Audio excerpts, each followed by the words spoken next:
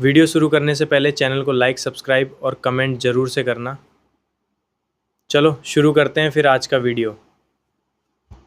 पुनर्जन्म होने के बाद सबसे पहला काम मैं यही करता हूँ कि एक बदबूदार नाले में जाकर एक मोटी और क्रिस्पी सी एफेड्रा की स्ट्रिप ढूंढता हूँ और फिर बिना किसी हिचकिचाहट के उसे निगल जाता हूँ, जिस पर वह मेरे गले के अंदर बुरी तरह तड़पने लगती है। लेकिन फिर भी मैं अपनी उल्टी जैसा फील होने वाला दर्द सहता हूँ और उसे पूरी तरह निगल जाता हूँ, क्योंकि कामारे का एंड अब आने वाला है, जिस पर हर कोई उस आखिरी चीज से अवेकन होने वाला है जो उसने खाई थी। किसी ने क्रोकोडाइल प्रिजर्व्ड एग खाया था, जिस पर वह 100 मीटर का जायंट मॉस्किटो बन जाता है और सब कुछ डवोर करने लगता है। वहीं किसी ने फ्राइड चिकन विंग्स खाए थे, जिस पर उसके अंदर फीनिक्स ब्लड लाइन अवेकन हो जाती है। जबकि अपनी पिछली जिंदगी में मैंने फास्ट राइड्स खाए थे, जिस पर मैं एक ऐसे माउस में बदल गया था जिसे देखकर हर कोई चिल्लाता था और मारने दौड़ पड़ता था। और फिर आखिर में मुझे एक अननोन बीस्ट ने हवा में उछाल दिया था। लेकिन अब जब मेरा रिबर्थ हो चुका है तो मुझे इनफाइनाइट डवोर मिल जाता है, जिस पर जितना ज्यादा और जितना पावरफुल डवोर करूंगा उतनी ज्यादा एनर्जी मुझे वापस मिलेगी। और मुझे याद आता है कि मेरी पिछली जिंदगी में यह एपेड्रा का पीस बहुत जल्दी एक ऐसे पोट्री बॉडी में बदल जाता है जो हर चीज को डवोर करता रहता है, जिस पर इस समय मैं अपने सामने रखे ग्लास बॉक्स को देखता हूँ, जिसके अंदर एक क्रिम्सन कलर की एपेड्रा पड़ी होती है। उसका मोटा शरीर लगातार हिलता और मचलता रहता है। वह बिल्कुल किसी रेड इंसेक्ट जैसी दिखती है और मुझे पता होता है कि अगर मैं इसे डवोर कर लूं तो मैं और भी ज्यादा स्ट्रांग बन सकता हूं। जिस पर मैं सोचता हूं कि अब बचा ही क्या है, अगर अभी नहीं किया तो सब खत्म हो जाएगा। यह सोचकर मेरा दिल पूरी तरह शांत हो जाता है। फिर मैं अपनी स्लीव ऊपर करता हूं और ग्लास बॉक्स के अंदर हाथ डालता हूं ताकि उस म्यूटेंट एपेड्रा को पकड़ सकूं। लेकिन वह म्यूटेंट एपेड्रा लगातार पलटती और मचलती रहती है, जिस पर वह न सिर्फ मेरा हाथ खींचने लगती है बल्कि मेरी उंगली को भी काट लेती है। और फिर बॉक्स के अंदर खून फैलने लगता है, जिस पर फ्रेश ब्लड की स्मेल मिलते ही म्यूटेंट एपेड्रा और भी ज्यादा पागल हो जाती है। यह देखकर मैं तुरंत अपना गुस्सा दबा लेता हूँ, फिर तेजी से उस एफेड्रा को पकड़ता हूँ और एक जोरदार बाइट के साथ उसे सीधे अपने पेट में निगल जाता हूँ। जिसके तुरंत बाद मेरे दिमाग में एक आवाज गूंजती है, congratulations to host for successfully devouring the mutant ephedra, gene sequence successfully extracted. जिस पर मैं तुरंत देखने लगता हूँ कि यह नई सीक्वेंस मुझे क्या देने वाली है। तभी मैं देखता हूँ कि मेरी उंगली से जो मांस और फ्लैश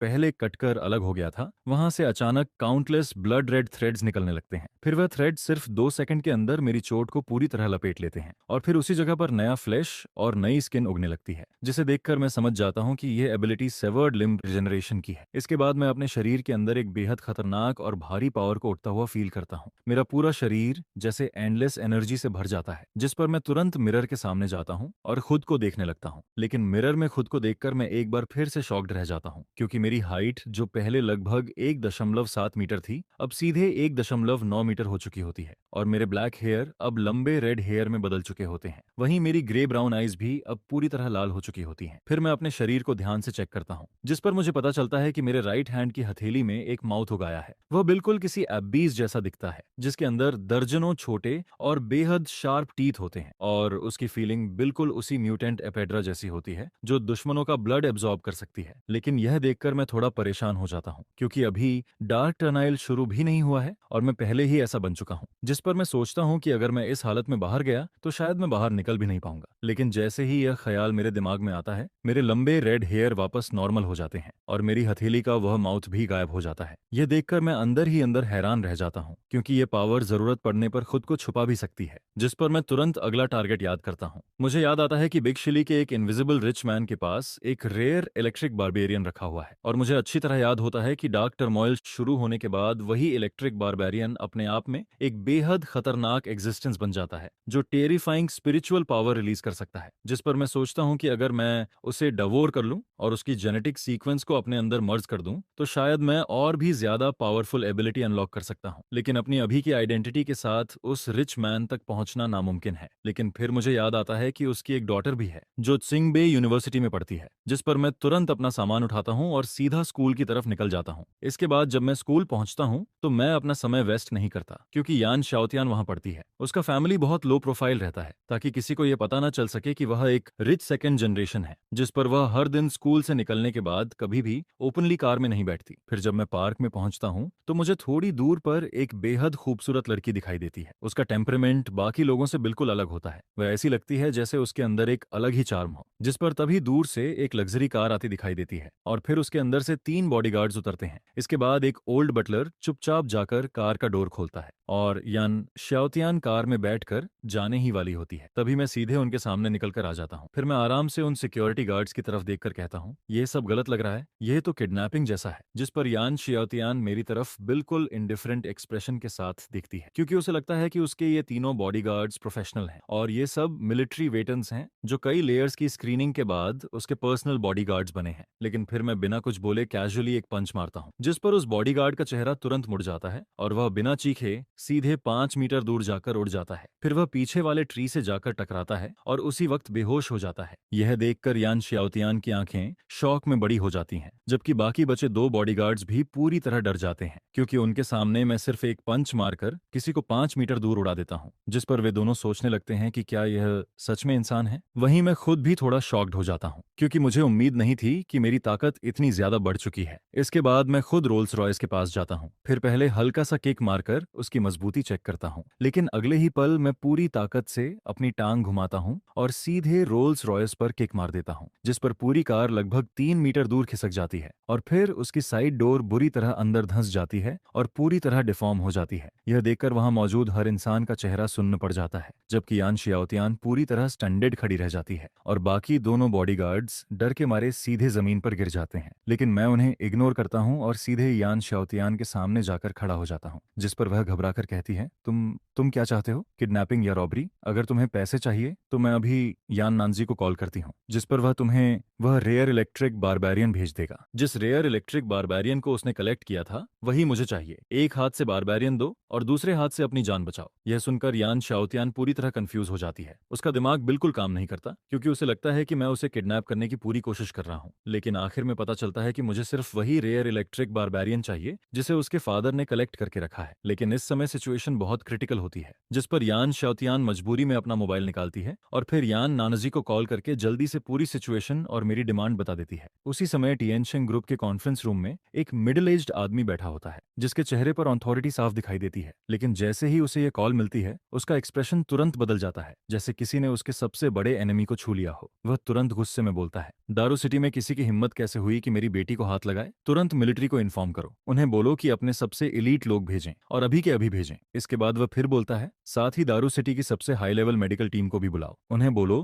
कि सबसे बेस्ट इक्विपमेंट लेकर आएं, फिर एक जगह फिक्स करके स्टैंड बाय पर रहें ताकि इमरजेंसी में तुरंत रिस्पॉन्स दिया जा सके। मैं खुद अभी आता हूँ। यह सब अरेंज करने के बाद यान नानजी ड्राइवर से कहता है कि पहले घर चलो और वहां से वह छोटा कंप्यूटर लेकर निकलो। इधर यान शाओतियान मेरी तरफ देखकर कहती है, मैंने तुम्हारी डिमांड पूरी कर दी है, मेरे फादर आधे घंटे में यहाँ पहुंच जाएंगे। जिस पर मैं हल्का सा सिर हिलाता हूँ। फिर कुछ देर बाद मैं बोलता हूँ, 2 दिन बाद लैंशिंग के ऊपर एक ऑरोरा गुजरेगी, जिस पर ऑर्किड स्टार के सारे क्रिएचर्स म्यूटेट होकर म्यूटेंट बीस्ट्स बन जाएंगे और फिर दुनिया का पूरा ऑर्डर टूट जाएगा। सोसाइटी ऐसी केओस में चली जाएगी जैसी पहले कभी नहीं हुई। फिर मैं आगे कहता हूँ, वही इलेक्ट्रिक पल्स भी एक टेरिफाइंग म्यूटेंट बीस्ट बन जाएगा। अगर तुमने उसे नहीं संभाला तो तुम्हारी पूरी फैमिली बहुत बुरी तरह मर जाएगी। मानो या मत मानो, मुझे वह पल्स मुफ्त में नहीं चाहिए। इसके बदले में तुम्हें पहले से यह लाइफ सेविंग खबर दे रहा हूँ और यह एक फेयर डील है। यह सब सुनकर यान शाओतियान कुछ नहीं बोलती, वह बस मुझे ऐसे देखती रहती है जैसे मैं कोई पागल हूँ। फिर वह धीरे से सिर हिलाती है, जिस पर मैं बिना कुछ और बोले अपने राइट हैंड से अपने लेफ्ट हैंड पर एक कट लगा देता हूँ। अगले ही पल मेरी उंगली से खून निकलता है, लेकिन फिर उसी वक्त मेरी उंगली पहले जैसी ठीक होने लगती है। यह देखकर दूर खड़े दोनों बॉडीगार्ड्स की हालत खराब हो जाती है,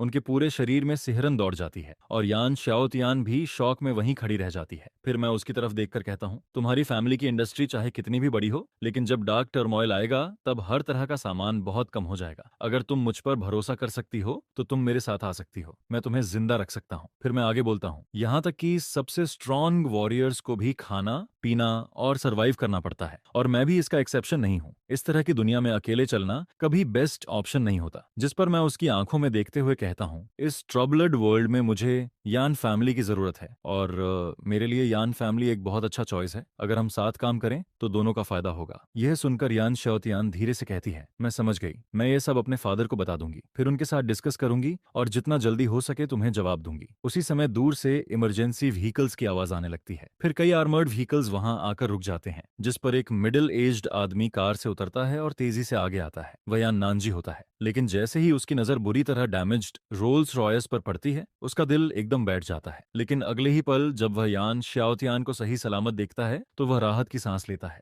मैं एक नज़र उन हेविली आर्मर्ड मिलिट्री लोगों की तरफ देखता हूँ और फिर बिना किसी डर के यान नानजी की तरफ देखकर मुस्कुराता हूँ। फिर मैं कहता हूँ, बॉस यान, जो चीज मुझे चाहिए थी क्या वह लाए हो? यह सुनकर यान नानजी थोड़ी देर के लिए रुक जाता है, क्योंकि उसने नहीं सोचा था कि उसकी बेटी को किडनैप करने वाला इंसान इतना यंग होगा। फिर वह धीरे से कहता है, यह वही है जो तुम चाहते थे। इतना कहकर वह एक सूटकेस मेरी तरफ फेंक देता है, जिस पर मैं उसे पकड़ता हूँ और खोल देता हूँ। उसके अंदर एक ब्लू इलेक्ट्रिक बारबारियन रखा होता है। उसके शरीर से एक अजीब सी स्मेल आ रही होती है। मैं बिना कुछ बोले उसे हाथ में उठाता हूँ और फिर सीधे उसे खाना शुरू कर देता हूँ। यह देखकर यान नानजी और यान श्याओतियान दोनों पूरी तरह स्टंड रह जाते हैं। उन्हें समझ ही नहीं आता कि आखिर मेरे साथ चल क्या रहा है। वहीं पास खड़े मिलिट्री वाले भी हैरान रह जाते हैं, क्योंकि उन्हें लगने लगता है कि शायद उन्हें कोई मेंटली अनस्टेबल आदमी मिल गया है। लेकिन इलेक्ट्रिक बारबेन को खाने के बाद मेरे शरीर से अचानक बिजली जैसी एनर्जी निकलने लगती है। यह देखकर यान नानजी गहरी सांस खींचता है, क्योंकि वह जानता है कि इस इलेक्ट्रिक बारबेरियन की पावर इतनी डेंजरस है कि वह एक मीडियम साइज्ड म्यूटेंट बीस्ट को भी खत्म कर सकता है। उसी समय मेरे दिमाग में फिर वही आवाज गूंजती है, congratulations to the host, successfully devoured electric Barbian, gene sequence successfully extracted. जिस पर अगले ही पल मेरे दिल की धड़कन तेज हो जाती है। मेरे छोटे ब्लैक हेयर अचानक लंबे रेड हेयर में बदल जाते हैं और मेरी आंखें फिर से लाल हो जाती हैं। फिर मैं अपने दोनों हाथ आगे करता हूं और अपनी 10 उंगलियों के बीच एक ब्लड बॉल बनाना शुरू करता हूं। अगले ही पल वह ब्लड बॉल हवा में एक्सप्लोड कर जाता है, जिस पर वहां मौजूद सभी मिलिट्री लोगों के शरीर में एक बहुत तेज इलेक्ट्रिक करंट दौड़ जाता है और फिर वे सब जमीन पर गिरकर बेहोश हो जाते हैं। लेकिन यान शाओतियान और यान नानाजी को कुछ नहीं होता। फिर मैं आखिरी बार उन फादर और डॉटर की तरफ देखता हूँ और फिर अगले ही पल मैं अंधेरे में गायब हो जाता हूँ, क्योंकि डार्क टर्नाइल शुरू होने में अब एक दिन से भी कम टाइम बचा होता है और मेरे पास डवोर करने का सिर्फ एक आखिरी मौका बचा होता है। मुझे टर्मोइल शुरू होने से पहले उसे डवोर करना ही होगा। जिस पर मुझे अचानक याद आता है कि ग्रेट रू क्लैन के जू में एक स्पेशल ईगल रखा गया है। उसके शरीर पर अजीब टैटूज हैं और उसके फेदर्स लोहे जितने हार्ड हैं। अगर मैं उसे डवोर कर लूं तो मैं और भी ज्यादा स्ट्रांग बन सकता हूं, क्योंकि अभी मेरे पास ब्लड कंट्रोल है और थंडर की पावर भी है।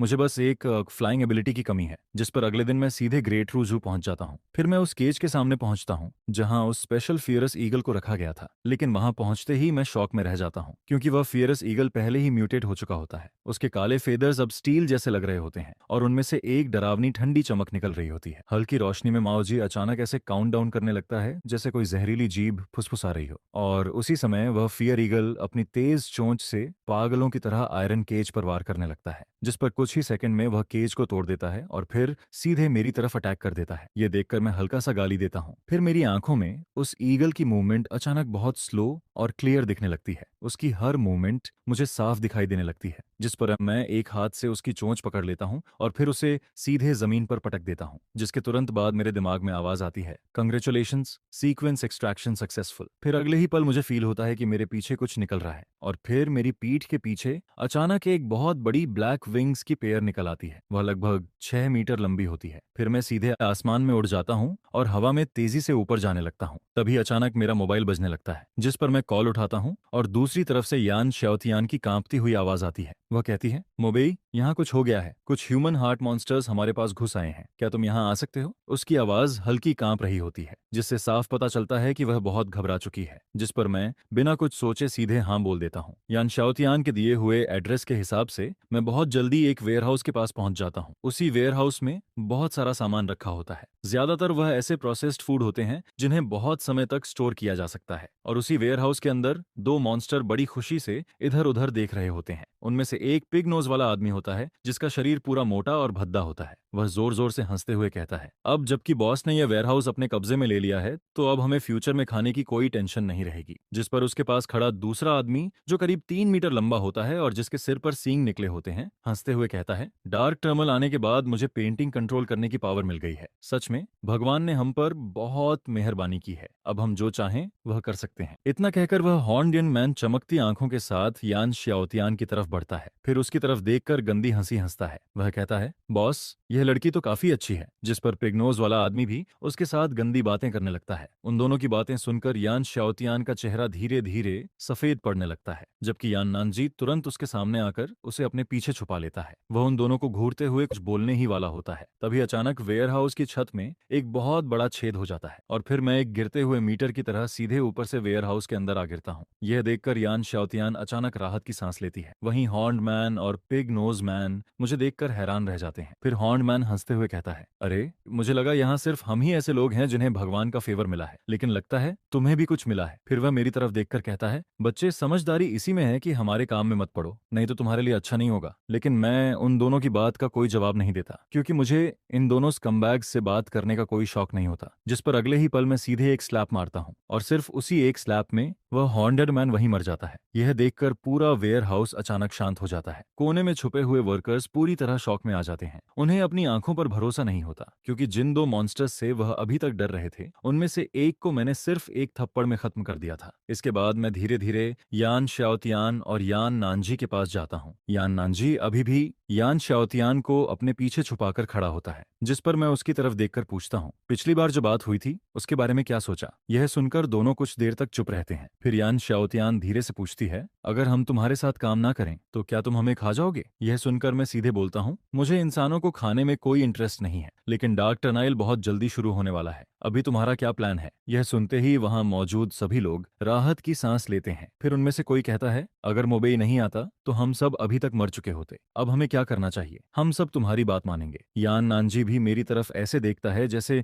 मैं उसकी आखिरी उम्मीद हूँ। उसके दिमाग में बस यही चलता है कि अगर वह मेरे साथ रहेगा तो शायद वह जिंदा बच सकता है। जिस पर मैं धीरे से कहता हूँ, डार्क टर्मल बहुत जल्दी आने वाला है और जब वह आएगा तब दुनिया का पूरा ऑर्डर खत्म हो जाएगा। इसलिए अभी सबसे जरूरी चीज एक सेफ जगह ढूंढना है जहां हम बेस बना सकें। यह सुनकर यान नानजी तुरंत बोलता है, मेरे पास माउंटेन के बीच में एक विला है, उसकी सिक्योरिटी बहुत स्ट्रांग है और उसका मटेरियल भी बहुत हाई क्वालिटी का है। अगर तुम्हें कोई प्रॉब्लम नहीं है तो हम वहां जा सकते हैं। मैं कुछ सेकंड सोचता हूं और फिर हाँ में सिर हिला देता हूं, क्योंकि सिर्फ स्ट्रांग होना काफी नहीं है। डार्क टर्मोइल आने के बाद हर तरह का सामान कम हो जाएगा और बाद में एनवायरनमेंट भी बदल जाएगा। ऐसे में एक सेफ शेल्टर होना बहुत जरूरी है। फिर मैं कॉर्नर में खड़े उन वर्कर्स की तरफ देखकर कहता हूँ, अगर तुम लोग जाना चाहते हो तो मैं तुम्हें नहीं रोकूंगा, लेकिन जो लोग मेरे साथ रहना चाहते हैं वह मेरे साथ आ सकते हैं। फिर मैं आगे कहता हूँ, लेकिन याद रखना, डार्क टर्नाइल तुम्हारी सोच से कहीं ज्यादा डेंजरस और क्रूअल है। अगर तुम मेरे साथ रहना चाहते हो तो तुम्हें बिना किसी सवाल के मेरी हर बात माननी होगी। यह सुनकर सभी लोग एक साथ सिर हिलाते हैं और कहते हैं, समझ गए। जिस पर मैं संतुष्ट होकर सिर हिलाता हूँ। फिर सबको लेकर उस विला की तरफ निकल जाता हूँ। 1 घंटे बाद माउंटेन के बीच बने उस विला में यान शाओतियान और यान नानजी मेरे सामने सोफा पर बैठे होते हैं। फिर यान नानजी पूछता है,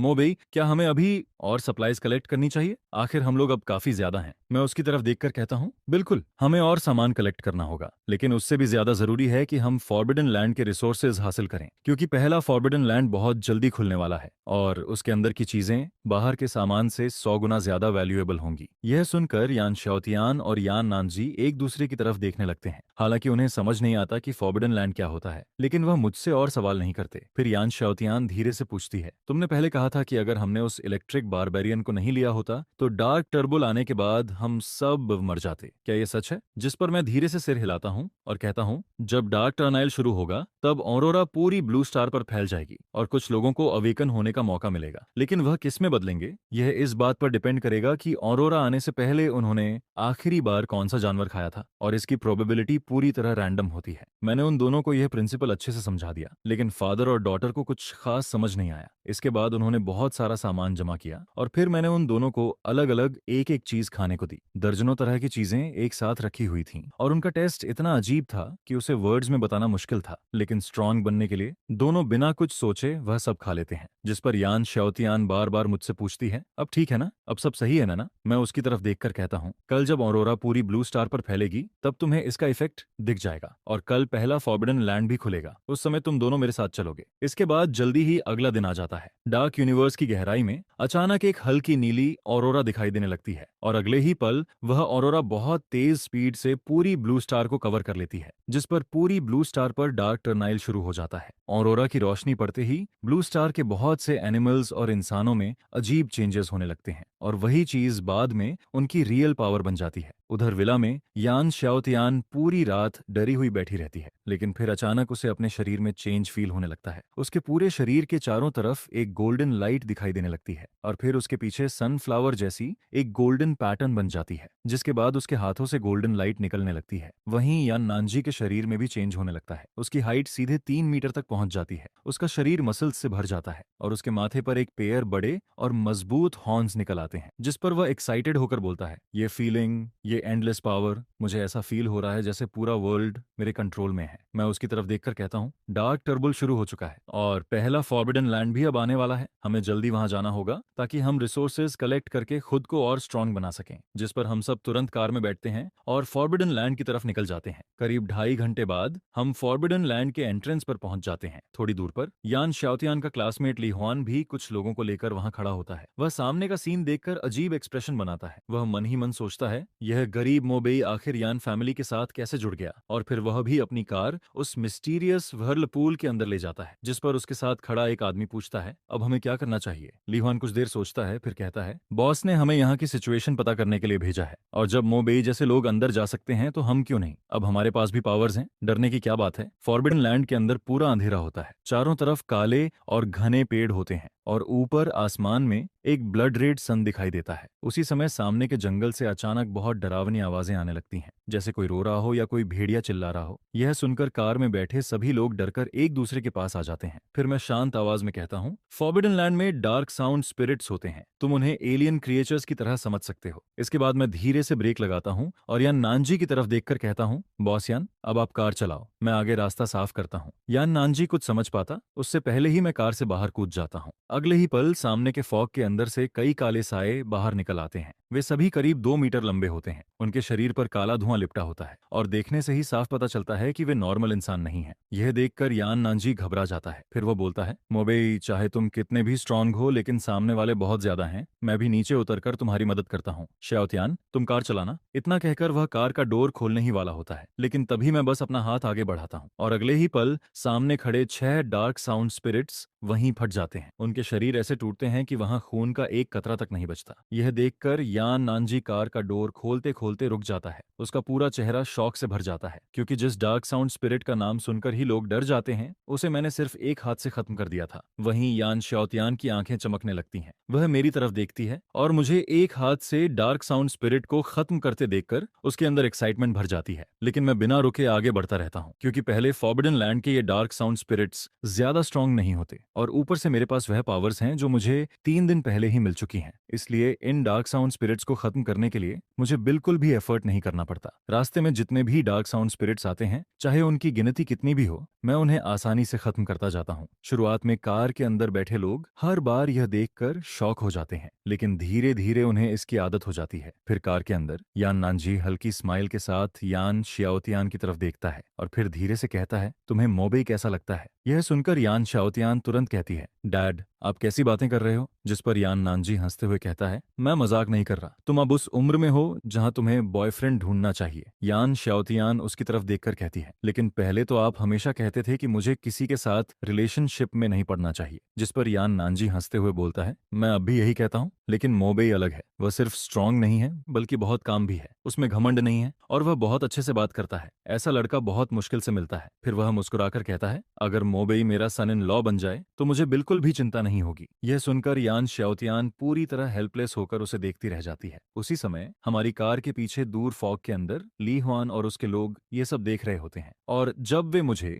एक के बाद एक डार्क साउंड स्पिरिट्स को सेकंडों में खत्म करते हुए देखते हैं तो वहां मौजूद हर इंसान की आंखें शौक से बड़ी हो जाती हैं। उन सबके दिल में बहुत कुछ चल रहा होता है। जिस पर ली हुआन तो इतना ज्यादा गुस्से में होता है कि वह अपने दांत पीसते हुए खड़ा रहता है। यह बैस्टर्ड सच में सुपर पावर हासिल कर लेता है और सबसे बड़ी बात तो यह होती है कि अब वह मुझसे भी ज्यादा स्ट्रांग बन चुका है। यह सोचकर ली हुआन के अंदर और भी ज्यादा जलन होने लगती है। जिस पर उसके पास खड़ा एक छोटा भाई जल्दी से पूछता है, अब हम क्या करें। यह सुनकर ली हुआन एक लंबी और भारी सांस छोड़ता है और फिर कहता है, भले ही ये किड पावरफुल हो गया है लेकिन आखिर में ये अभी भी एक इंसान ही है। इंसानों की अपनी लिमिट्स होती हैं। अगर ये ऐसे ही लगातार लड़ता रहेगा तो देर सवेर इसकी ताकत खत्म हो जाएगी। जिस पर वह आगे कहता है, इसलिए अभी हम इसका पीछा करते हैं और जब हमें कोई रियल में अच्छी चीज मिलती है तब हम उसे छीन लेंगे। तब तक इसकी सारी एनर्जी खत्म हो चुकी होगी और हमारे पास अभी भी 5 लोग हैं। ऐसा नहीं हो सकता कि हम मिलकर भी इसे हरा ना पाएं। इसके बाद मैं लगातार आगे का रास्ता साफ करता रहता हूँ। जिस पर जब मैं फिर से डार्क साउंड के एक बड़े ग्रुप को खत्म करता हूँ तब मैं पीछे की तरफ देखकर हल्का सा स्मार्क करता हूँ। अब मेरी सेंसेस आम इंसानों से बहुत आगे जा चुकी होती हैं। मैं काफी पहले ही ली हुआन और उसके लोगों की मौजूदगी महसूस कर चुका होता हूँ और साथ ही उनके दिमाग में क्या चल रहा है यह भी समझ चुका होता हूँ। फिर धीरे धीरे 1 घंटा बीत जाता है जिस पर मुझे खुद भी याद नहीं रहता कि मैंने कितने डार्क साउंड फॉरेस्ट्स को खत्म किया है। लेकिन अफसोस की बात यह होती है कि ये डार्क साउंड फॉरेस्ट्स उस तरह के मॉन्स्टर नहीं होते जो मुझे एक साथ कई लेवल ऊपर पहुंचा दें, नहीं तो अब तक मैं लगातार कई लेवल ऊपर जा चुका होता। इसके बाद ट्रक मेरे पीछे पीछे चलते हुए एक पत्थर के बड़े प्लेटफॉर्म के सामने आकर रुकता है, जिस पर उस प्लेटफॉर्म के ऊपर पुराने और बेहद कॉम्प्लिकेटेड पैटर्न्स बने हुए होते हैं और उनमें से लाल रंग की रोशनी निकल रही होती है, जैसे कि वह खुद जिंदा हो। यह देखकर यान श्योतियान और उसकी बेटी ट्रक से नीचे उतरते हैं और उस प्लेटफॉर्म की तरफ देखने लगते हैं। तभी उन्हें वहां बहुत सारी ऐसी मेटल्स दिखाई देती हैं जिन पर काले रंग की चमक होती है और वह धीरे धीरे लाइट छोड़ रही होती हैं, जिस पर यान श्योतियान तुरंत कहता है, यह किंगकांग मेटल है। यह बिल्डिंग के लिए सबसे बेस्ट मटेरियल में से एक है। इसकी क्वालिटी और डेंसिटी ब्लू स्टार पर मौजूद बाकी सभी मटेरियल्स से कहीं ज्यादा है। अगर हम इसे वापस ले जाएं तो विला को और भी ज्यादा स्ट्रांग बना सकते हैं। यह सुनते ही यान नानजी बिल्कुल भी समय बर्बाद नहीं करती। वह तुरंत ट्रक का पिछला डोर खोलती है और वर्कर्स को बाहर निकलकर सामान उठाने के लिए कहती है। लेकिन उसी समय अंधेरे के अंदर छिपे हुए लोग भी यह सब देख रहे होते हैं, जिस पर उनमें से एक आदमी धीरे से कहता है, ब्रोदरली, घर के सामने रखी यह काली चीजें बिल्कुल सिंपल नहीं लग रही हैं। क्या अब हमें मूव करना चाहिए? यह सुनकर ली हुआन कुछ देर सोचता है, फिर वह धीरे से सिर हिलाता है और कुछ बोलने ही वाला होता है। तभी ज्यादा दूर नहीं, फॉग के अंदर से अचानक हंसी की आवाज आने लगती है, जिस पर फॉग के अंदर से 3 आदमी और 2 औरतें स्वैगर करते हुए बाहर आते हैं। उनमें से एक हंसते हुए कहता है, अब तुम्हारे पास ताकत नहीं बची होगी। तुम अकेले हो और हम 5 लोग हैं। तुम हमारा मुकाबला बिल्कुल नहीं कर सकते। जिसके बाद उन लोगों में से एक पीले बालों वाला आदमी अचानक अपना बॉडी बड़ा करने लगता है। कुछ ही सेकंड में उसका पूरा शरीर 3 मीटर लंबा हो जाता है। उसका चेहरा भी धीरे धीरे बदलकर एक पिग हेड में बदलने लगता है। वह भारी कदमों से हमारी तरफ चलना शुरू करता है और हर कदम के साथ जमीन पर डल आवाज गूंजती रहती है, जिस पर ब्लड रेड आसमान की रोशनी उसके पिग फेस पर पड़ती है और उसका दबाव और भी ज्यादा खतरनाक लगने लगता है। यह देखकर मैं सिर्फ ठंडी हंसी हंसता हूँ। अगले ही पल मेरी पीठ के पीछे काले और नीले रंग के बड़े फेदर्स निकल आते हैं, जिनके ऊपर इलेक्ट्रिक करंट दौड़ रहा होता है। उनके निकलते ही हवा में सिजिल की आवाज गूंजने लगती है और फिर अगले ही सेकंड एक जोरदार धमाके के साथ वह 3 मीटर लंबा आदमी जमीन पर गिर जाता है, जिस पर उसका पूरा शरीर कांपने लगता है और उसके मुंह से खून निकलने लगता है। बाकी लोग यह देखकर पूरी तरह डर जाते हैं, जिस पर मैं उन्हें देखते हुए धीरे से कहता हूँ, तुम लोग सिर्फ इंसानों को मारना जानते हो, लेकिन अब डार्क टर्मोइल ऑफिशियली शुरू हो चुका है। इसके बाद मैं धीरे से हाथ उठाता हूँ और मेरे पीछे मौजूद काले फेदर्स हल्के से हिलते हैं, जिस पर उनमें से कुछ फेदर्स हवा को चीरते हुए तेजी से आगे बढ़ते हैं। बाकी लोग कुछ समझ भी नहीं पाते कि तभी उन फेदर्स के अंदर भरा हुआ पावरफुल इलेक्ट्रिक करंट एकदम से फूट पड़ता है, जिस पर सामने खड़े कई लोग चीखते हुए जमीन पर गिर जाते हैं। उसी समय अंधेरे में छिपे हुए ली हुआन के साथी घबराकर उसकी तरफ देखते हैं, जिस पर उनमें से एक जल्दी से पूछता है, ब्रोदर ली, क्या अब हमें कुछ करना चाहिए? हमारा गोल तो जल्दी पूरा होना चाहिए। यह सुनकर ली हुआन की आंखें लगभग बाहर निकलने लगती हैं। उसका पूरा शरीर सुन्न पड़ जाता है। फिर वह दबी हुई आवाज में कहता है, और क्या करेंगे? तुमने नहीं देखा उसकी ताकत कैसी है? भागो, जल्दी भागो। जिस पर ली हुआन अपनी बात खत्म करते ही पलटकर भागना शुरू कर देता है। पहले वह सोच रहा होता है कि जब मोबेई थक जाएगा तब वह मौका देखकर उसके ऊपर अटैक करेगा और उसका सामान छीन लेगा, लेकिन उसने कभी नहीं सोचा था कि इतने सारे डार्क साउंड को मारने के बाद भी मोबेई अभी तक इतना पावरफुल रहेगा। वह अब भी उन लोगों को 1 सेकंड में खत्म कर सकता है। जिस पर ली हुआन के दिमाग में सिर्फ एक ही बात चल रही होती है और वह यह कि अगर जिंदा रहना है तो अभी भागना होगा। लेकिन जैसे ही ली हुआन एक कदम आगे बढ़ाता है तभी आसमान से एक फेदर नीचे गिरता है और उनके सामने कई मीटर दूर जमीन में धंस जाता है, जिस पर एक ठंडी आवाज सुनाई देती है, क्या मैंने तुम्हें जाने दिया? यह सुनते ही ली हुआन और उसके साथ खड़े सभी लोग वहीं जम जाते हैं। उन सबको ऐसा फील होने लगता है जैसे मौत ने उन्हें सीधे टारगेट कर लिया हो। एक पल में ही ली हुआन की गर्दन पर पसीना आने लगता है। वह ऊपर देखता है और आसमान में मोबेई को देखता है, जो अपनी पीठ के पीछे फैले हुए विशाल काले विंग्स के साथ धीरे धीरे नीचे उतर रहा होता है। उसके पीछे मौजूद वे बड़े ब्लैक फेदर्स लगातार हिल रहे होते हैं, जिस पर उनके हिलने से आसपास की फॉग भी धीरे धीरे हटने लगती है। उस वक्त मोबेई किसी डीमन लॉर्ड से कम नहीं लग रहा होता, जिस पर ली हुआन की आंखें फैल जाती हैं। उसके दिल के अंदर केओस भर जाता है। उसे अब समझ आने लगता है कि शायद वे लोग शुरू से ही किसी ऐसे इंसान के पीछे पड़ गए थे जिससे उन्हें बिल्कुल भी नहीं उलझना चाहिए था। और सबसे बड़ी बात यह होती है कि मोबेई ने सिर्फ उन्हें नोटिस ही नहीं किया था, बल्कि काफी पहले से उन पर नजर रखे हुए था। जिस पर ली हुआन के दिमाग में एक सवाल बार बार आने लगता है, वे लोग भी रिटेल फाइटर्स ही हैं और मोबेई भी। फिर आखिर मोबेई इतना अलग कैसे हो सकता है? उसने कैसे पहले ही उनकी मौजूदगी महसूस कर ली? क्या रिटेल फाइटर्स के बीच भी इतना बड़ा फर्क होता है? लेकिन उन्हें यह नहीं पता होता कि फर्क सच में होता है। एंड मोबेई तो उनसे भी अलग है। उसके शरीर में बाकी लोगों से कहीं ज्यादा पावरफुल जीन्स मौजूद होते हैं, जिस पर उसकी सेंसेस उसकी ताकत और उसका रिएक्शन बाकी लोगों से कई गुना ज्यादा स्ट्रांग होता है। फिर मोबेई उन्हें देखते हुए हल्की सी स्माइल करता है और कहता है, ली हुआन, मैंने नहीं सोचा था कि तुम्हें भी ऐसी एबिलिटी मिल जाएगी, कंग्रेचुलेशंस। जिस पर ली हुआन बस घबराकर उसकी तरफ देखता रहता है और फिर हकलाते हुए कहता है, बहुत देर हो रही है,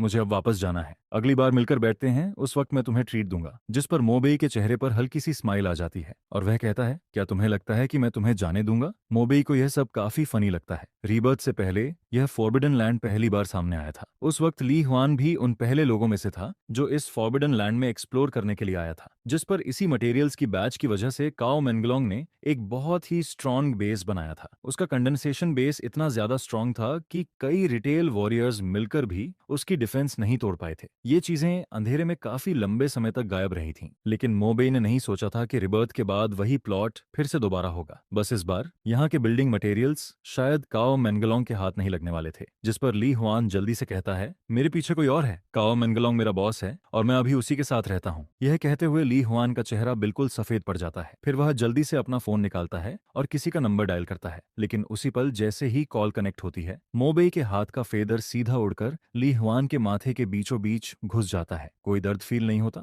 बस पूरा शरीर सुन्न पड़ जाता है, क्योंकि जैसे ही वह फेदर उसके माथे में घुसता है, एक बहुत स्ट्रॉन्ग इलेक्ट्रिक करंट ली हुआन के पूरे बॉडी में फैल जाता है, जिस पर ली हुआन का शरीर वहीं का वहीं रुक जाता है। उसकी आंखें पूरी तरह शॉक और डिसबिलीफ से भरी होती हैं। अगले ही सेकंड में वह वहीं मर जाता है। यह देखकर बाकी लोग पूरी तरह डर जाते हैं, जिस पर वे सब जोर से चिल्लाते हैं और मुड़कर भागने लगते हैं, लेकिन मोबेई उन्हें भागने का मौका बिल्कुल नहीं देता। लगभग उसी पल उसके पीछे मौजूद बिजली वाले फेदर्स एक साथ आगे निकलते हैं, जिस पर बाकी लोग भी ली हुआन की तरह कुछ बोलने का चांस मिलने से पहले ही खत्म हो जाते हैं। इसके बाद जमीन पर गिरे हुए फोन से एक भारी और गुस्से भरी आवाज लगातार आने लगती है। यह काओ मेंगलोंग की आवाज होती है। किसने फोर्थ ब्रदर पर अटैक किया, कौन है वो? उसे वहां की एग्जैक्ट सिचुएशन पता नहीं होती, लेकिन लोगों की चीखें सुनकर वह समझ जाता है कि उसके लोग मारे जा चुके हैं। जिस पर काओ मेंगलोंग और ज्यादा गुस्से में चिल्लाता है, मैं काओ मेंगलोंग हूँ, जिसने भी मेरे लोगों को हाथ लगाया है, चाहे वो कोई भी हो, वह गया। लेकिन मोबेई उसकी किसी बात का जवाब नहीं देता, जिस पर काओ मेंगलोंग को और ज्यादा गुस्सा आने लगता है। उसे ऐसा फील होता है जैसे वह हवा में पंच मार रहा हो। फिर वह कहता है, तेरा घर कहाँ है, एड्रेस बता। कुछ देर की चुप्पी के बाद मोबेई आखिर बोलता है, अब जब उसने सामने वाले के साथ दुश्मनी कर ही ली है तो उसे प्रॉपरली खत्म करना पड़ेगा। मैं 5 स्टार गार्डन के पास वाले अपार्टमेंट में हूँ, अगर हिम्मत है तो यहाँ आ जाना, मैं यहीं वेट करूंगा। जिस पर काओ मेंगलोंग ठंडी आवाज में कहता है, मुझे जानबूझकर प्रोवोक मत कर, तुम्हारा पॉइंट मुझे मिल गया है, जब टाइम मिलेगा मैं खुद तुम्हें ढूंढने आऊंगा। इसके बाद मोबेई फोन को हाथ में दबाकर तोड़ देता है और फिर यान शाओतियान और बाकी लोगों के पास वापस आ जाता है। वह सबको रिसोर्सेज उठाकर वापस चलने के लिए कहता है। इतिहास की ओरिजिनल लाइन में मोबेई को लगा था कि उसने उन्हें फॉरबिडन लैंड में लड़ाई के लिए बुलाया है, लेकिन असल में मोबेई को उनकी जरूरत ही नहीं थी। उसने उन्हें यहाँ सिर्फ इसलिए बुलाया था ताकि वे पहले से इस दुनिया को समझ सकें। जिस पर वह उनकी तरफ देखकर कहता है, मैं तुम्हें यहाँ सिर्फ इसलिए लाया हूँ ताकि तुम पहले से इस ट्रबल्ड वर्ल्ड को देख सको। इस दुनिया में अगर तुम अपने दुश्मन पर दया दिखाते हो तो वह क्रुएल्टी तुम्हारे खुद के लिए और तुम्हारे आसपास के लोगों के लिए बन जाती है। यह सुनकर दोनों औरतें शॉक में उसकी तरफ देखने लगती हैं। फिर अचानक मोबेई पूछता है, मैंने उन सबको मार दिया, एक भी नहीं छोड़ा, क्या तुम्हें लगता है कि मैं थोड़ा क्रूअल हूँ? जिस पर यान शाओतियान सिर हिलाता है और सीरियस होकर कहता है, नहीं, उन्होंने पहले हम पर अटैक किया था, अगर हम उनसे कमजोर होते तो शायद हमारा एंड भी अच्छा नहीं होता। यान नानजी भी उसकी बात सुनकर धीरे से सिर हिलाता है। इसके बाद ज्यादा देर नहीं लगती और सारे किंग कांग मटेरियल्स टैंकर पर चढ़ा दिए जाते हैं। फिर सब लोग वापस गाड़ी में बैठ जाते हैं और फॉरबिडन लैंड से बाहर निकलने लगते हैं। वापसी के रास्ते में उन्हें कोई और इंसान नहीं मिलता, लेकिन फॉग के अंदर से बार बार डार्क क्रिएचर्स बाहर आते रहते हैं। वे बिल्कुल गेम डंजन के मॉन्स्टर्स की तरह बार बार सामने आ रहे होते हैं। जिस पर यान नानजी मोबेई को इन डार्क क्रिएचर्स को आसानी से खत्म करते हुए देखकर खुद भी ट्राई करने का सोचता है। फिर वह अपना बॉडी टाइट करता है, उसकी पूरी मसल्स फूल जाती हैं और उसका शरीर अचानक 3 मीटर तक बड़ा हो जाता है। उसके ऊपर का सूट फट जाता है और उसके माथे पर 2 बड़े हॉर्न्स निकल आते हैं। इसके बाद वह जोर से दहाड़ता है और एक डार्क क्रिएचर की तरफ भागता है। फिर अपने शार्प हॉर्न्स से उसके बॉडी पर जोरदार अटैक करता है, लेकिन अगले ही पल यान नानजी शॉक हो जाता है, क्योंकि डार्क क्रिएचर को ज्यादा फर्क ही नहीं पड़ता। जिस पर वह जल्दी से उसके सिर पर पंच मारता है, लेकिन वह फास्ट होता है और डार्क क्रीचर उससे भी ज्यादा फास्ट निकलता है। अगले ही सेकंड वह अपना हाथ घुमाकर यान नानजी के चेहरे पर जोरदार थप्पड़ मार देता है, जिस पर यान नानजी सीधे पीछे की तरफ उड़ जाता है। ड्राइवर सीट पर बैठा यान शाओतियान यह देखकर अपना मुंह खोलकर रह जाता है। उसका पूरा बॉडी सुन्न पड़ जाता है। उसे यकीन ही नहीं होता कि उसके पिता को एक डार्क क्रिएटर ने थप्पड़ मार दिया। लेकिन मोबेई के लिए यह कोई सरप्राइज नहीं होता, क्योंकि यान नानजी हमेशा से एक रिच आदमी रहा है। उसे कभी लड़ाई करना नहीं आया। और अभी अभी उसे ये पावर मिली है, इसलिए वह अभी तक इस ताकत के साथ प्रॉपरली अडेप्ट भी नहीं कर पाया है। शुरू में मोबेई उन दो डार्क क्रिएचर्स को खुद खत्म करना चाहता है, लेकिन यान नांजी उसे मना कर देता है। काफी मुश्किल से दो डार्क क्रिएचर्स को खत्म करने के बाद जब यान नांजी वापस गाड़ी में आता है, तब उसकी हालत आधी जान निकलने जैसी हो चुकी होती है, जिस पर वह मोबेई की तरफ देखकर कहता है, मोबेई, मैं तुमसे बहुत कम हूँ, मुझे लगा था कि ये डार्क क्रिएचर्स कुछ खास नहीं होंगे, लेकिन अब तो मैंने खुद जोक बनवा लिया। यह कहते हुए वह थोड़ा शर्मिंदा हो जाता है, क्योंकि डार्क क्रिएचर्स की असली ताकत देखने के बाद उसे अब जाकर समझ आता है कि मोबेई कितना ज्यादा स्ट्रांग है। एक इंसान होकर भी वह 6 डार्क क्रिएचर्स को एक सेकंड में खत्म कर देता है, लेकिन मोबेई बस उसकी बात सुनकर चुप रहता है। इसके बाद ज्यादा देर नहीं लगती और उनकी गाड़ी आराम से फॉरबिडन एरिया से बाहर निकल जाती है। फिर वे लोग वापस विला पहुंच जाते हैं, जिस पर यान नांजी वर्कर्स को नीचे उतरकर सामान अनलोड करने के लिए कहता है। सामान नीचे उतारा जाता है और साथ ही लोगों को लगाकर वज्र इंस्टॉल करने की तैयारी भी शुरू कर दी जाती है। विला को एक डूम्सडे फोर्ट्रेस में बदलना था ताकि उनके पास एक और सेफ्टी हो। फॉरबिडन लैंड से रिसोर्सेज मिल चुके थे, अब उन्हें बाकी सप्लाईज भी जमा करनी थी, जिस पर यान नांजी भी सिर हिलाकर कहता है, सिर्फ खाना ही नहीं और भी बहुत सारी चीजें जमा करनी होंगी, जैसे सिगरेट्स, टूल्स, टेंट्स और बाकी का सामान। जितनी ज्यादा चीजें होंगी उतना बेहतर रहेगा। जिस पर मोबे भी समझाता है कि एंड टाइम में सिर्फ फूड ही इंपॉर्टेंट नहीं होता, बाकी रिसोर्सेज को भी इग्नोर नहीं किया जा सकता। जैसे कुछ प्रिजन्स में सिगरेट्स बहुत काम आती हैं, अगर किसी के पास सिगरेट्स हों तो वह पूरे प्रिजन में रूल कर सकता है, और अब बाहर की दुनिया में भी वही होने वाला है। जिस पर यान नांजी कहता है, मोबेई, मैं भी तुम्हारे साथ चलना चाहता हूँ। मोबेई उसे मना नहीं करता। फिर कुछ वर्कर्स को साथ लेकर वह और यान शाओतियान वापस गाड़ी में बैठ जाते हैं और वहां से निकल जाते हैं। बड़ी ट्रक को दूर जाते हुए देखकर यान नन की आंखों में अलग ही एक्सप्रेशन होता है। उसे साफ फील होता है कि अगर मोबेई का सपोर्ट ना होता तो उनकी जिंदगी बहुत जल्दी बदल जाती, शायद वे खुद को भी प्रोटेक्ट नहीं कर पाते। विला से निकलने के बाद मोबेई गाड़ी को दारू की तरफ ले जाता है। यह सबसे बड़ा मटेरियल वेयरहाउस था और यह जगह भी तियानसेंग ग्रुप की ही प्रॉपर्टी होती है। शुरू में मोबेई यहाँ आकर कुछ रिसोर्सेज लेना चाहता था,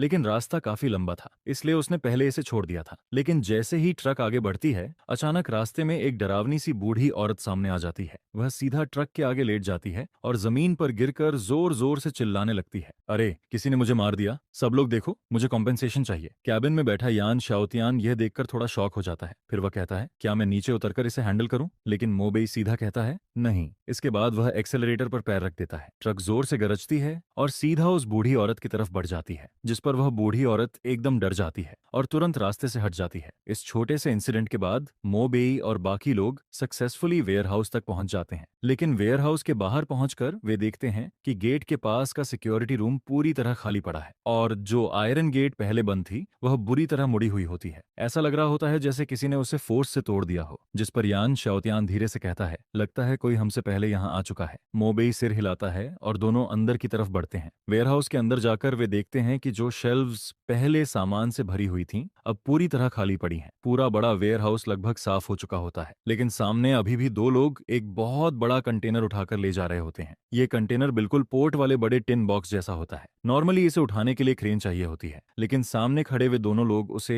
एक आगे और एक पीछे से पकड़कर आसानी से उठा रहे होते हैं, जिस पर साफ पता चल रहा होता है कि वे आम इंसान नहीं हैं। अचानक मोबेई और यान शाओतियान को देखकर वे दोनों कुछ देर के लिए रुक जाते हैं। फिर उनमें से एक पूछता है, क्या तुम लोग बॉस काओ ने हेल्प के लिए भेजे हैं? जिस पर मोबेई सीधा कहता है, तुम काओ मेंगलोंग की बात कर रहे हो। यह सुनते ही मोबेई को खुद भी थोड़ा सरप्राइज होता है। उसे उम्मीद नहीं थी कि यहाँ भी काओ मेंगलोंग के लोग मिल जाएंगे। अब साफ था कि यहाँ का सारा सामान भी उसी ने पहले उठवा लिया था, जिस पर वे दोनों भी समझ जाते हैं कि मोबेई उनके लोग नहीं है। अगले ही पल वे कंटेनर को नीचे रख देते हैं। भारी कंटेनर जमीन पर गिरता है और एक जोर की आवाज आती है। इसके बाद दोनों सीधे बैटल मोड में आ जाते हैं। सामने खड़े एक आदमी के सिर पर बालों वाले बड़े कान निकल आते हैं और उसके मुंह के दोनों तरफ लंबे दांत बाहर आने लगते हैं, जबकि दूसरा आदमी अचानक बहुत बड़ा हो जाता है और उसका शरीर एक चलते हुए मीट माउंटेन जैसा लगने लगता है। ड्रैगन किंगडम में ज्यादातर लोग पोर्क खाते हैं, इसलिए डार्क टर्मोइल आने के बाद बहुत सारे लोग पिग टाइप रिटेल वॉरियर बन जाते हैं और सामने वाला आदमी भी उन्हीं में से एक होता है। उसकी डिफेंस बहुत ज्यादा स्ट्रांग लग रही होती है, लेकिन मोबेई को कोई फर्क नहीं पड़ता। वह सीधा कहता है, मुझे काओ मेंगलोंग का एड्रेस बता दो। हालांकि काओ मेंगलोंग पहले ही उसे बेस का एड्रेस बता चुका होता है, लेकिन कंफर्म करना जरूरी था। जिस पर सामने वाला आदमी हंसने लगता है, बॉस काओ का एड्रेस जानना है? पहले मेरे साथ लड़ो, आज मैं तुम्हें अपना सुपर पावर दिखाऊंगा। यह कहते हुए वह भारी कदमों से मोबेई की तरफ बढ़ने लगता है। हालांकि यान शाओतियान पहले भी मोबेई की ताकत देख चुका था, लेकिन इस हालत में वह फिर भी थोड़ा नर्वस हो जाता है। लेकिन मोबेई बस सिर हिलाता है। अगले ही पल उसकी पीठ के पीछे काले फेदर्स निकल आते हैं। फिर उनमें से एक फेदर तेजी से आगे उड़ता है। सिर्फ एक की आवाज आती है और वह फेदर सीधा उस मीट माउंटेन के शरीर को पार कर जाता है, जिस पर उसके अंदर भरा हुआ स्ट्रॉन्ग इलेक्ट्रिक करंट उसके पूरे शरीर में फैल जाता है। अगले ही सेकंड सामने खड़ा हुआ आदमी जोरदार धमाके के साथ फट जाता है, वह वहीं मर जाता है। ये सब होने के बाद भी मोबेई के चेहरे पर कोई एक्सप्रेशन नहीं आता, वह बिल्कुल काम रहता है। फिर वह दूसरे आदमी की तरफ देखता है और कहता है, अब बता काओ मेंगलोंग कहाँ है? यह देखकर दूसरा आदमी पूरी तरह डर जाता है। मुझे मत मारो, मैं बता दूंगा, तुम्हें जो जानना है मैं सब बता दूंगा। डर के मारे उसके पैरों के नीचे से पैल येलो लिक्विड धीरे धीरे जमीन पर गिरने लगता है और वहां बदबू फैल जाती है। उसे समझ ही नहीं आ रहा होता कि सामने खड़ा यह इंसान आखिर है क्या, जिस पर वह जल्दी से कहता है, 5 स्टार गार्डन के पास नेबुला अपार्टमेंट, रूम 288। ये सुनकर मो बेई अपना दायां हाथ उठाता है और एक फेदर निकाल लेता है। फिर वह उसे ऐसे ही आगे फेंक देता है। वह फेदर सीधा उड़कर सामने वाले आदमी के माथे में घुस जाता है, जिस पर उसकी आंखें गोल हो जाती हैं और अगले ही पल वह वहीं मर जाता है। फिर मोबेई मुड़ता है और कहता है, चलो 5 स्टार गार्डन चलते हैं। वह अपना ब्लैक रेनकोट समेटता है और यान शाओतियान से चलने के लिए कहता है, जिस पर यान शाओतियान बस खाली नजरों से सिर हिलाता है और चुपचाप मोबेई के पीछे चलने लगता है। उसके सामने खड़ा यह लड़का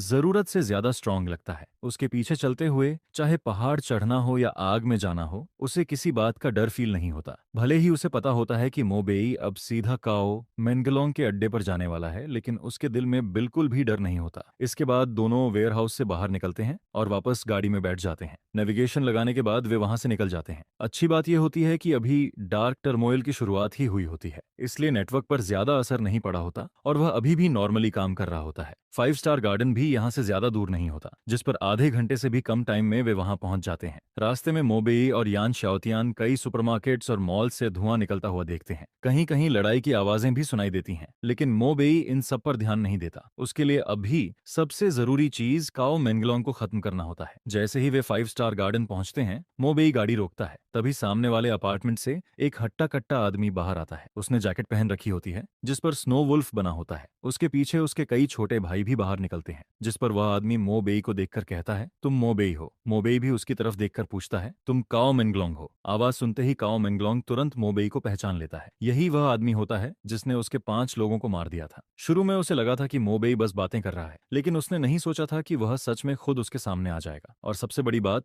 मोबेई के साथ सिर्फ 2 लोग होते हैं, जबकि काओ मेंगलोंग की तरफ 8 लोग खड़े होते हैं और सभी रिटेल वॉरियर्स होते हैं। जिस पर काओ मेंगलोंग गुस्से में चिल्लाता है, इस बैस्टर्ड को खत्म कर दो, जो इसे सबसे पहले मारेगा उसे मैं 3 कैनेट बीफ दूंगा। यह सुनते ही उसके पीछे खड़े लोग जोर जोर से चिल्लाने लगते हैं। उनकी आंखों में लालच और गुस्सा दोनों आ जाता है। अगले ही पल सभी लोग एक साथ अपनी पावर एक्टिवेट कर देते हैं, जिस पर उनके शरीर पर पिग, डॉग, काऊ, बकी और शीप जैसे फीचर्स दिखने लगते हैं। यह देखकर यान शाओतियान थोड़ा नर्वस हो जाता है। फिर वह धीरे से पूछता है, मोबेई हम सच में ठीक रहेंगे ना? हालांकि उसने पहले भी मोबेई की ताकत देखी थी, लेकिन सामने खड़े इतने सारे रिटेल वॉरियर्स को देखकर उसका दिल फिर भी घबराने लगता है। लेकिन मोबेई उसकी बात का कोई जवाब नहीं देता। वह सिर्फ काओ मेंगलोंग को देखता रहता है। वह उसके शरीर को ध्यान से देख रहा होता है, जैसे वह सोच रहा हो कि अगर यह भागने की कोशिश करेगा तो किस तरफ जाएगा। लेकिन काओ मेंगलोंग को मोबेई की यह चुप्पी डर की निशानी लगती है, जिस पर वह जोर से हंसता है और अगले ही सेकंड मोबेई की तरफ भागता है। फिर वह अपनी पूरी ताकत से एक पंच मोबेई पर मारता है, लेकिन मोबेई पीछे नहीं हटता। वह भी उसी वक्त अपना पंच आगे करता है। दोनों के पंच आपस में टकराते हैं, जिस पर जोरदार आवाज होती है और उनके हाथों के बीच से स्पार्क्स निकलते हैं, लेकिन कोई भी पीछे नहीं हटता। इसी वक्त काओ मेंगलोंग के दोनों हाथों पर फिश स्केल्स जैसा आर्मर बन जाता है। फिर वह हंसते हुए कहता है, मेरी एबिलिटी फिश आर्मर है, मैं अपने हाथों पर यह आर्मर बना सकता हूँ। मोबेई फिर भी कुछ नहीं बोलता। यह देखकर पीछे खड़े छोटे भाई और भी ज्यादा एक्साइटेड हो जाते हैं। बॉस काओ बहुत स्ट्रांग है, ये बैस्टर्ड ज्यादा देर नहीं टिकेगा, लगता है हमें लड़ने की जरूरत भी नहीं पड़ेगी। यान शाओतियान यह सब सुनकर और भी ज्यादा परेशान हो जाता है, लेकिन तभी मोबेई के कंधे पर बहता हुआ खून अचानक इकट्ठा होने लगता है, जिस पर अगले ही पल उसके कंधे पर एक अजीब इलेक्ट्रिक फिश का सिर बन जाता है। उसकी आंखों से हल्की रोशनी निकल रही होती है और उसका मुंह धीरे धीरे खुलने लगता है। फिर वह सीधा काओ मेंगलोंग के हाथ की तरफ बढ़ता है। काओ मेंगलोंग को बिल्कुल भरोसा होता है कि उसका आर्मर उसे बचा लेगा। उसे लगता है कि सामने वाला उसके डिफेंस को तोड़ ही नहीं पाएगा, लेकिन अगले ही सेकंड उस फिश हेड के तेज दांत उसके आर्मर को ऐसे चीर देते हैं जैसे वह कुछ था ही नहीं, जिस पर वह सीधा काओ मेंगलोंग के हाथ के अंदर घुस जाता है। फिर उसके बाद एक बहुत ही तेज सक्शन शुरू हो जाती है। काओ मेंगलोंग का खून तेजी से बाहर निकलने लगता है। यह फील होते ही काओ मेंगलोंग पहली बार सच में डर जाता है। उसे समझ आता है कि मोबेई बिल्कुल सिंपल इंसान नहीं है। वह पीछे हटना चाहता है, लेकिन मोबेई दोनों हाथों से उसके कंधे पकड़ लेता है, जिस पर काओ मेंगलोंग का खून लगातार बाहर निकलता रहता है। उसका चेहरा धीरे धीरे सफेद पड़ने लगता है, उसका पूरा शरीर कमजोर होने लगता है। और दूसरी तरफ मोबेई को फील होता है कि उसके शरीर की ताकत वापस आ रही है। उसके कंधे पर बना वो फिश हेड भी और ज्यादा बड़ा और लाल हो जाता है। कुछ ही देर में काओ मेंगलोंग के शरीर में एक बूंद भी खून नहीं बचता, जिस पर उसका शरीर सूखकर एकदम पतला हो जाता है और वह वहीं गिर जाता है। यह देखकर यान शाओतियान पूरी तरह शॉक में खड़ा रह जाता है। उसके सामने कुछ सेकंड्स पहले तक जिंदा खड़ा काओ मेंगलोंग अब एक सूखी हुई बॉडी बन चुका होता है, और पीछे खड़े बाकी छोटे भाई भी यह देखकर पूरी तरह डर जाते हैं। अभी कुछ देर पहले तक उनका बॉस बिल्कुल ठीक था, लेकिन अगले ही पल वह इस हालत में पहुंच गया। उन्हें समझ ही नहीं आता कि आखिर हुआ क्या, जिस पर उनमें से एक जोर से चिल्लाता है, भागो। अगले ही पल बाकी सभी लोग पीछे मुड़कर भागने लगते हैं, लेकिन मोबेई के चेहरे पर कोई एक्सप्रेशन नहीं आता। उसकी पीठ के पीछे फिर से ब्लैक फेदर्स निकल आते हैं, और काओ मेंगलोंग का खून एब्जॉर्ब करने के बाद उन फेदर्स पर कुछ लाल लाइंस भी दिखाई देने लगती हैं। फिर अगले ही पल सारे फेदर्स एक साथ हवा में उठते हैं, और उसके बाद वे सीधा भागते हुए लोगों की तरफ उड़ जाते हैं, जिस पर एक के बाद एक लोग वहीं गिरने लगते हैं। पूरी लड़ाई एक तरफा हो जाती है।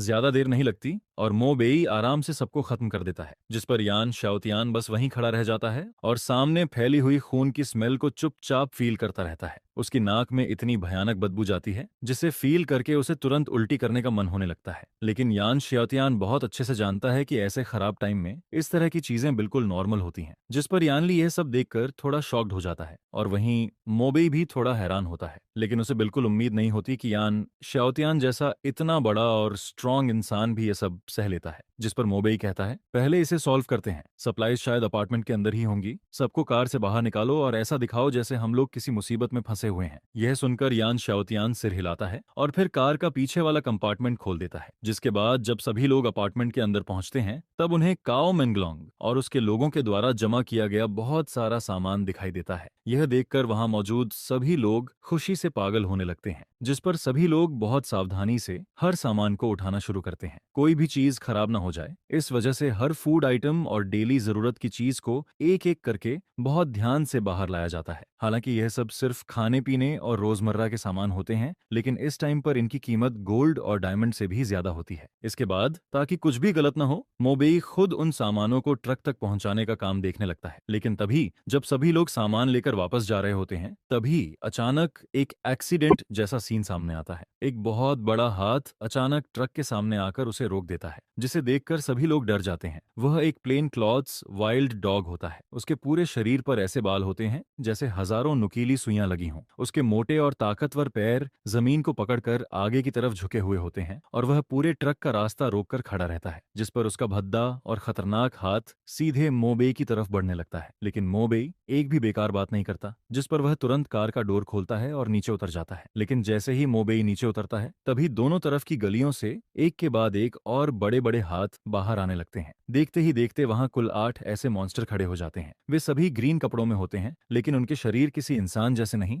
बल्कि जानवरों जैसे दिखते हैं। ऐसा लगता है जैसे शहर में मौजूद अलग अलग पेट्स म्यूटेट होकर इन मॉन्स्टर्स में बदल गए हों। और फिर वे सभी मिलकर मोबेई को ग्रुप में घेरने की कोशिश करते हैं, जिस पर मोबेई की पीठ के पीछे अचानक काले रंग के बड़े बड़े फेदर्स निकलने लगते हैं, जिसके बाद उसका पूरा शरीर हवा में ऊपर उठ जाता है। और फिर उसकी पीठ से निकले हुए उन फेदर्स की जड़ें अचानक एक्सप्लोड करती हैं, और अगले ही पल वे सीधे उन मॉन्स्टर्स के शरीर में घुस जाती हैं, जिस पर हवा में खड़ा मोबेई अपने फेदर्स को फैलाता है और फिर उनसे एक बेहद तेज और खतरनाक अटैक करता है, जिसे देखकर साफ दिखाई देता है कि उन मॉन्स्टर्स के शरीर तेजी से सूखने लगते हैं। उनके अंदर का खून, ताकत और लाइफ फोर्स पल भर में खींचने लगती है, और कुछ ही सेकंड के अंदर वे सभी जमीन पर गिर जाते हैं। जिस पर दूसरी तरफ मोबेई को ऐसा फील होने लगता है जैसे उसका पूरा शरीर फिर से ताकत से भर गया हो, जैसे उसने अब तक जो भी एनर्जी खर्च की थी वह सब वापस आ गई हो और उसका शरीर फिर से अपनी पीक कंडीशन में पहुंच गया हो। इसके बाद मोबेई उन मॉन्स्टर्स की डेड बॉडी के पास जाता है और फिर अपने अपने हाथों से उनके शरीर को चेक करने लगता है। कुछ देर बाद उसे उनके अंदर से कुछ ट्रांसपेरेंट गोल्डन क्रिस्टल्स मिलते हैं, जिस पर मोबेई समझ जाता है कि ये उन्हीं मॉन्स्टर्स के गोल्डन कोर हैं। इनमें उनकी ताकत का सोर्स जमा होता है। अगर कोई इन्हें एब्जॉर्ब कर ले तो उसकी अपनी ताकत भी बढ़ सकती है,